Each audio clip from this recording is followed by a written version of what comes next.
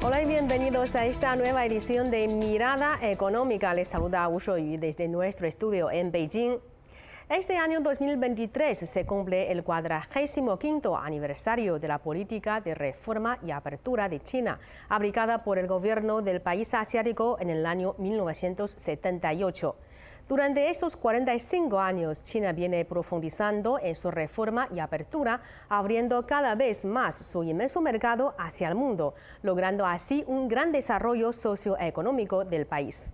En esta edición de Mirada Económica, mi colega de CGTN en español, nuestra comentarista Zhou Xiaokui, va a analizar en profundidad cómo esta política ha promovido la economía de China y cómo una China abierta ha ofrecido oportunidades de desarrollo para el mundo. Xiaokui, bienvenida una vez más a Mirada Económica. Hola, soy encantada de estar aquí. Muchas gracias.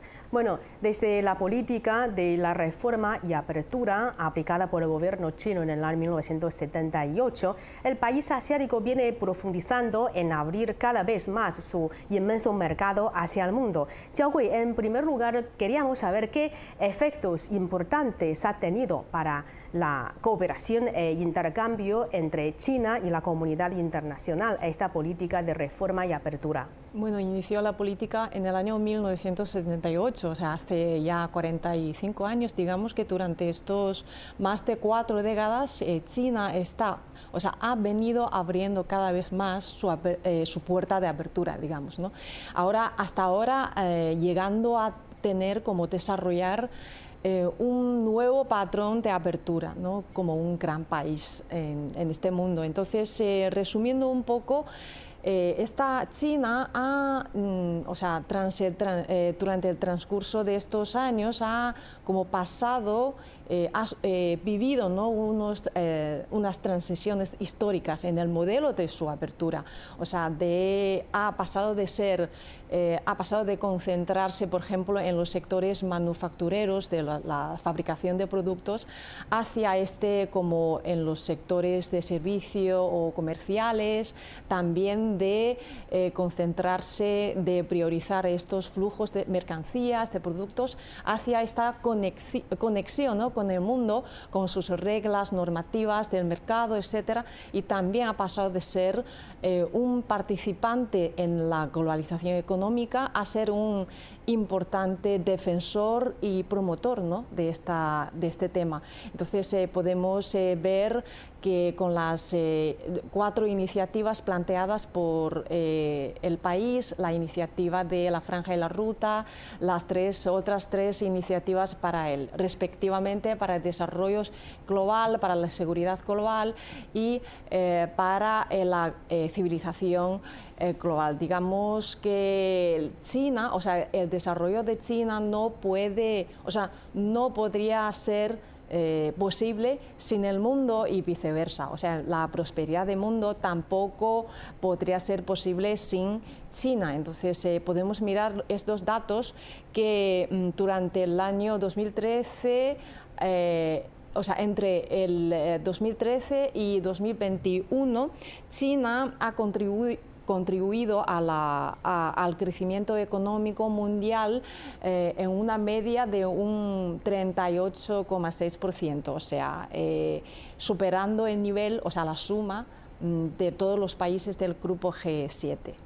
Bueno, entonces podemos decir que la aplicación de esta política ha promovido la participación de China en el escenario económico de la comunidad internacional, la cooperación, el intercambio con el mundo ha sido promovido. Por eso podemos decir que esta política ha sido el camino obligatorio para que la China moderna se desarrolle y avance y también el sueño chino se haga realidad. Entonces también queríamos saber hasta ahora cuáles han sido los avances, los logros más notorios gracias a esta política para el propio desarrollo socioeconómico de nuestro país? Bueno, digamos que los avances han sido en todos aspectos, pero sí hay que mencionar algún aspecto más notable. Yo creo que es gracias a estos años de apertura, de reforma, ¿no? De su economía de mercado. Yo creo que es el aumento constante y muy considerable del nivel de vida del pueblo, y también la mayor presencia presencia que está teniendo China en el escenario mundial. Yo también me gustaría destacar un poco el estado de ánimo de los jóvenes actuales, o sea, en comparación con la generación de nuestros padres o con nosotros. Yo creo que he notado mucho que ahora los jóvenes chinos o la generación más joven tiene como una moral más alta, tiene más confianza en la cultura o en el desarrollo de la propia economía china. Entonces yo creo que de cara al futuro los jóvenes también representa el futuro de construir un mundo más abierto, que más, digamos, con un espíritu más innovador y más cooperación, ¿no? Bueno, podemos decir que durante estos 45 años, desde la aplicación de esta política hasta ahora, el mundo puede ver la aceleración de la profundización de esta política, la firmeza, también pueden ver la firmeza del país asiático. Entonces, también queríamos saber concretamente qué oportunidades ha tenido esta política para el desarrollo del país. Bueno, yo creo que, China, durante estos 45 años han logrado avances como crecimiento económico muy importante. Entonces, pero todo ha sido posible en medio de este ambiente creado por la reforma y la apertura. Y en el futuro también, si China quiere seguir creciendo, quiere promoviendo este crecimiento económico, entonces no podemos como que descartar esta apertura. Entonces podemos ver también, tenemos los nuevos enfoques como el desarrollo de alta calidad, la apertura de alto nivel. Entonces todo ha sido posible gracias a esta base que ha venido sentando, ¿no?, durante estos años, y luego estamos como mirando hacia el futuro con un enfoque nuevo de alta calidad, de alto nivel. Mira que desde el año 1979 y el año pasado, China, el PIB, el Producto Interno Bruto de China, ha crecido, se ha multiplicado por 42, registrando como una tasa media de crecimiento anual de un 90%. Es algo sorprendente, y luego nos abren nuevos caminos, nuevas oportunidades. También ahora, como hacemos mucho hincapié en este entorno de apertura, de cooperación internacional, también en el mundo hemos firmado 20 convenios, tratados de libre comercio con 27 países y regiones, y Ecuador, el país latinoamericano de Ecuador, ha sido el país número 27. Entonces, con todos estos convenios de cooperación, estas iniciativas, estrategias de apertura, yo creo que oportunidades habrá muchas, y también tenemos que aprovecharlas y como ponerlas en marcha, ¿no?, de buena voluntad y de buenas programaciones. Bueno, Zhao Kui, muchas gracias por sus observaciones. A ti, Soy, ha sido un gran honor. Muchas gracias. Bueno, sobre este mismo tema, veamos una entrevista que ha realizado CGTN en español con el señor Jorge Malena, director del Comité de Asuntos Asiáticos del Consejo Argentino para las Relaciones Internacionales, quien ha analizado el fenómeno económico de crecimiento que ha tenido China en los últimos años, abordando desde una perspectiva argentina las dinámicas de la economía china. Escuchemos su opinión. Bueno, y hoy tenemos el placer de tener con nosotros al doctor Jorge Malena. Él es el que maneja todo el tema de los asuntos asiáticos en el Comité Argentino de Relaciones Internacionales, nada más y nada menos como un organismo muy respetado, que en definitiva trata todo lo que tiene que ver con las relaciones internacionales de la Argentina con el resto del mundo. Pero aparte, el doctor Malena, él vivió en China, entonces es una voz autorizada para esta charla, este diálogo que vamos a tener en esta media hora. Así que bienvenido, doctor, muchísimas gracias por estar con nosotros. Un gusto, Gabriel, gracias por la invitación. Por favor. Bueno, primero que nada, quería preguntarle, a ver, ¿cómo se explica el fenómeno económico de crecimiento que ha tenido China en los últimos años?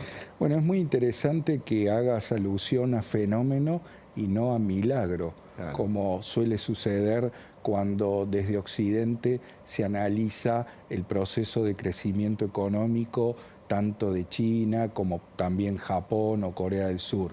Es un fenómeno en el sentido de que es un hecho, es un dato de la realidad, y pienso que principalmente la explicación puede encontrarse a partir del reconocimiento de la existencia en China de una dirigencia con una mirada estratégica que conoce o que conocía, porque tenemos que remontarnos a fines de la década de 1970, cuando comenzó el proceso de reforma y apertura económica en China.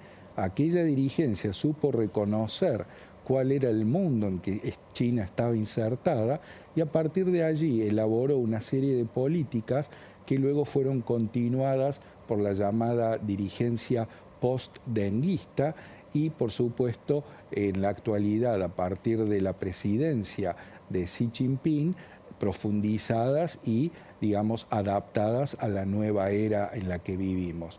Principalmente este fenómeno puede caracterizarse con una apertura a los capitales extranjeros, la promoción de la innovación científica y tecnológica, pero también tenemos que reconocer el papel de la ciudadanía china, a la luz de que el pueblo chino demostró capacidad de trabajo, capacidad de ahorro, interés por la educación, por el estudio.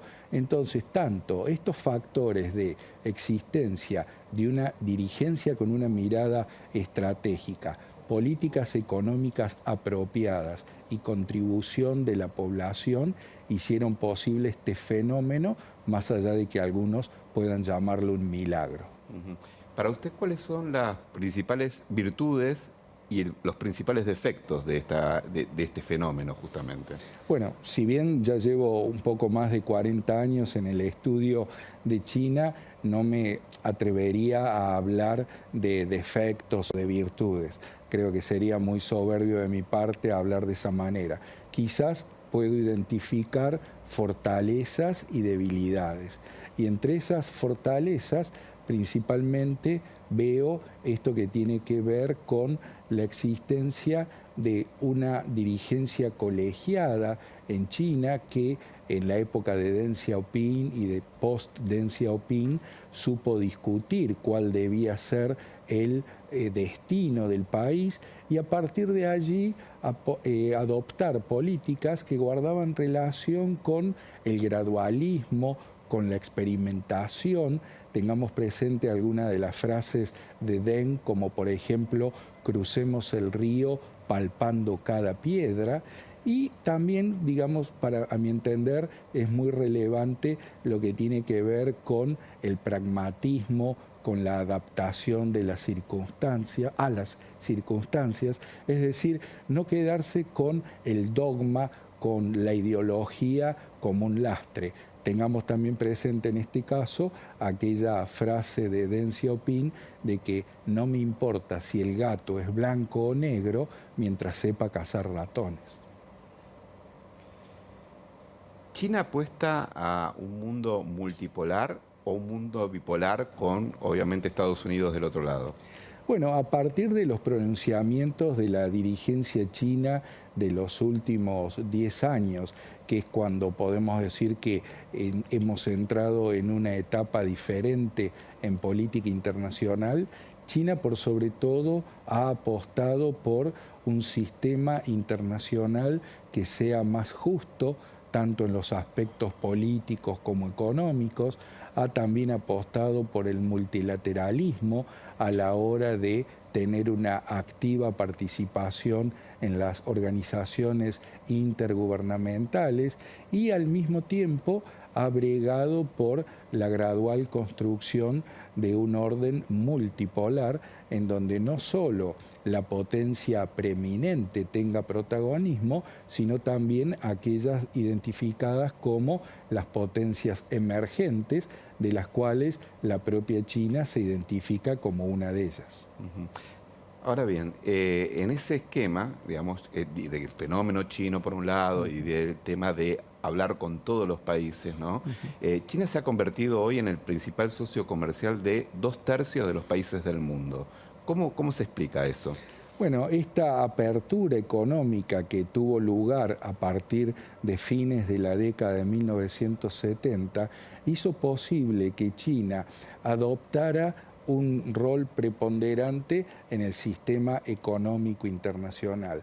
A tales efectos encontramos hitos como por ejemplo el ingreso de China a la Organización Mundial del Comercio a principios de la década del 2000, pero también, más allá de lo que tiene que ver con su inserción en el sistema internacional, hubo decisiones importantes como la adopción también a principios de la década del 2000 de la llamada estrategia de ir hacia afuera, que hizo posible que China dejara de ser un país exclusivamente receptor de inversiones, de créditos, de tecnología proveniente del exterior, para gradualmente pasar a ser un país que colocaba inversiones en el exterior, que daba créditos a otros países. Entonces se generó un ida y vuelta en materia económica. Es decir, ya no era una China como había sucedido en las décadas de 1980 y 1990, que se beneficiaba del sistema económico internacional, sino que en los últimos 20, 25 años, China pasó a ser un país que contribuía con el desarrollo económico. Por eso hoy en día muchos hablamos de China como una locomotora o motor de crecimiento. Doctor Malena, ¿qué piensa usted que debería aprender China de otros países y qué los otros países sobre China?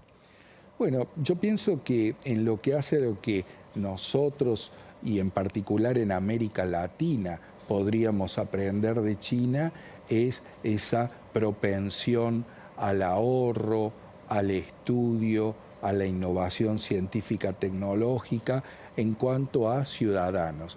Pero en lo que hace a la clase política, me parece que sería muy importante, en América Latina en particular, tener una mirada que justamente reconozca lo que es el mundo, cómo funciona, dejando atrás prejuicios a partir de la cuestión ideológica, y que en definitiva nuestra clase dirigente mire al mundo con una visión estratégica, prestando por sobre todo atención a los intereses nacionales. Y en el caso de China, ¿qué debería aprender de los otros países? Yo pienso que gradualmente ellos han ido solucionando los problemas que iban encontrando en la medida de que el país se desarrollaba y se abría al exterior. Porque, por ejemplo, en la década de los 90, en la década del 2000, pasó a ser, por la apertura económica, un problema tanto la afectación de las condiciones de los trabajadores, como así también la afectación del medio ambiente e incluso a nivel político el flagelo de la corrupción.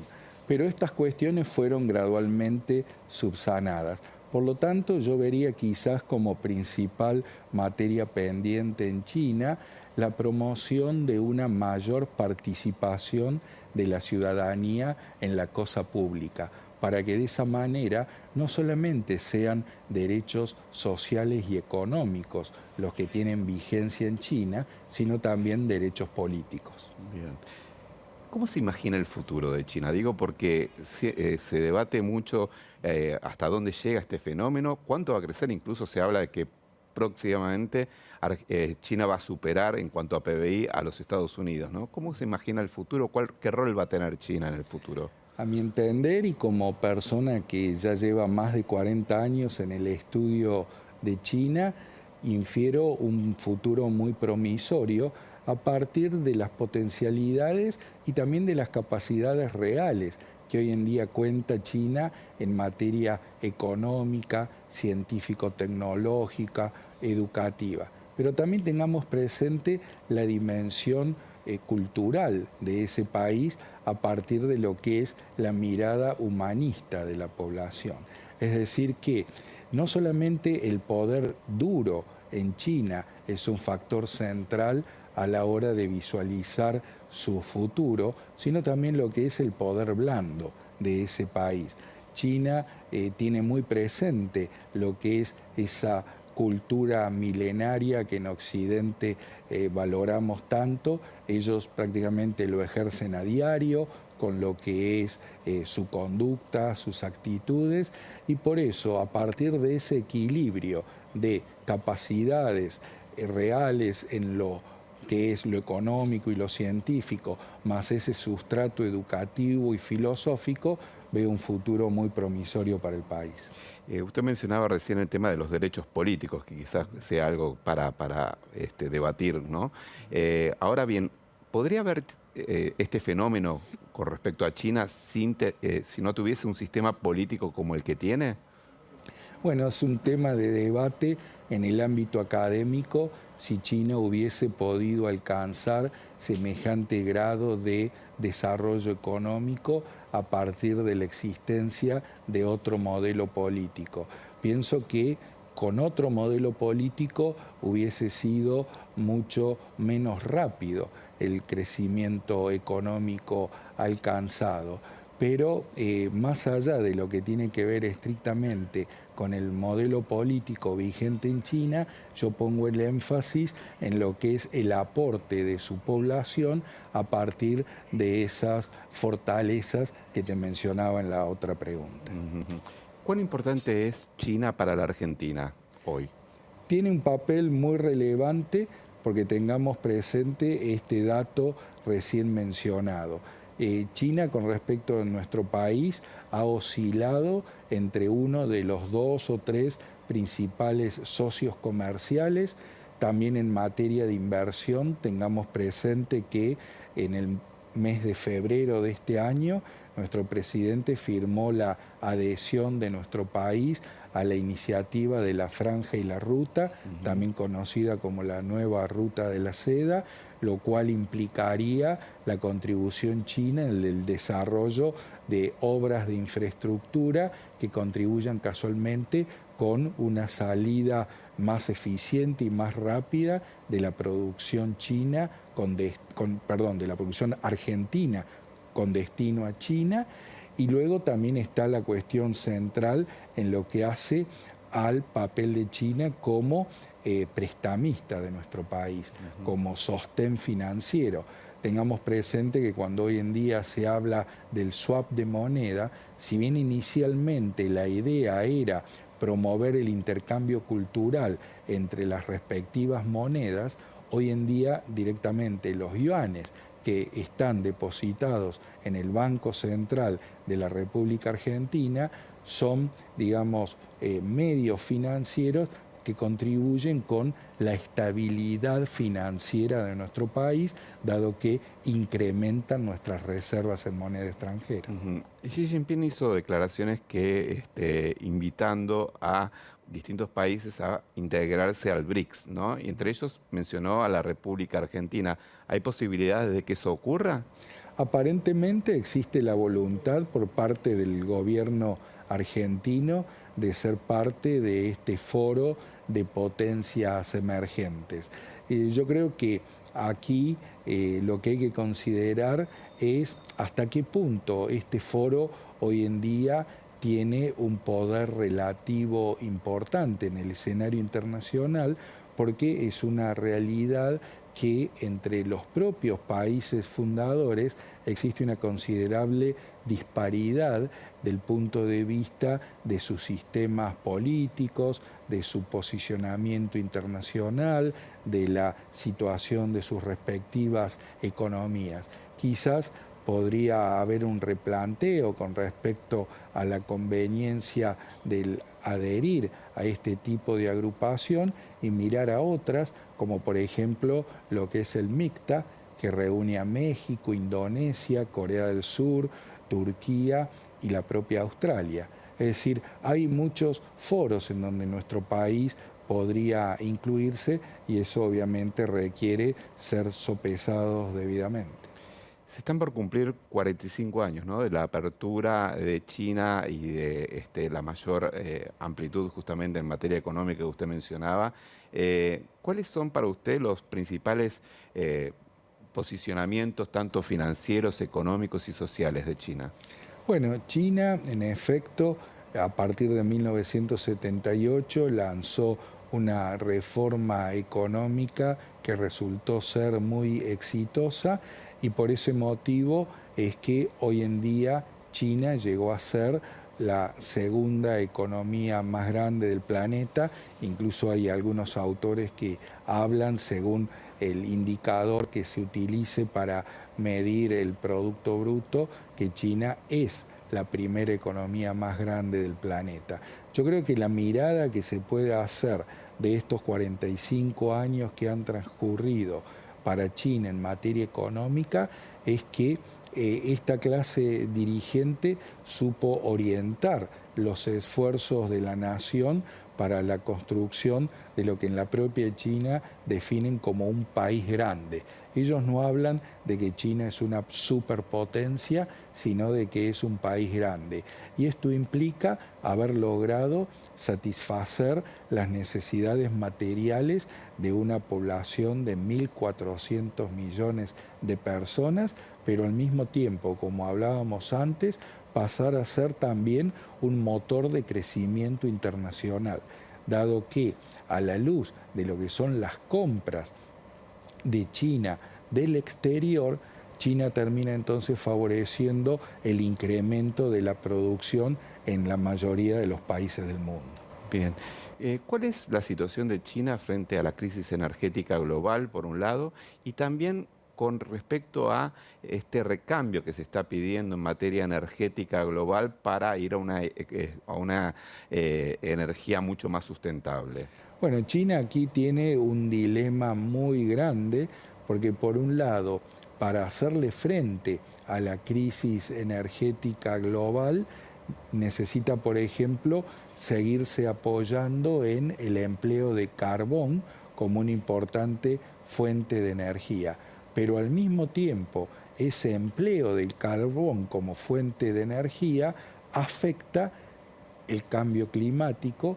Entonces, por ese motivo es que, por lo que observo, independientemente de que se mantenga el uso del carbón, al mismo tiempo el gobierno alienta una transformación hacia una economía más verde, donde sean utilizadas energías sustentables. Por supuesto que esto implica no solo políticas públicas, sino también el acompañamiento de la población a la luz de que son cuestiones novedosas para la ciudadanía china en general y aún no tan fácilmente, digamos, sencillas de incorporar.